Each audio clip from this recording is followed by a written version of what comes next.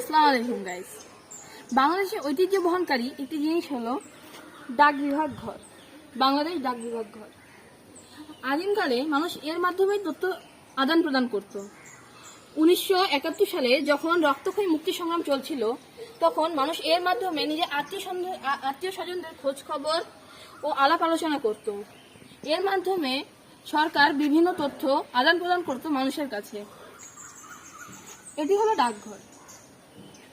এখান থেকে আমরা কোনো জরুরি তথ্য, চিঠি, ডকুমেন্ট ইত্যাদি আমরা প্রবেশ করাতাম এবং আমাদের ডাক বিভাগের লোকেরা সেটি এখান থেকে তথ্য সংগ্রহ করে তা আমাদের যথাযথ জায়গায় পৌঁছে দিত।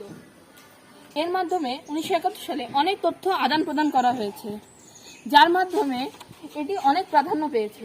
কিন্তু বর্তমানে এর কাজ নেই বললেই চলে। বর্তমানে ফেসবুক, মেসেঞ্জার, ইনস্টাগ্রাম, হোয়াটসঅ্যাপ ইত্যাদি সব অ্যাপের মাধ্যমে আমরা সহজেই তথ্য যোগাযোগ আদান প্রদান করি। ধরেন কিছু সেকেন্ডের ভিতরে তথ্য আদান প্রদান হয়ে যায়, কিন্তু এর মাধ্যমে কয়েকদিন লেগে যেত তথ্য আদান প্রদান হতে। বর্তমান বাংলাদেশে এই জিনিসটি বিলুপ্ত প্রায়, নেই বললেই চলে। আমার কথা মনোযোগ দিয়ে শোনার জন্য সবাইকে ধন্যবাদ।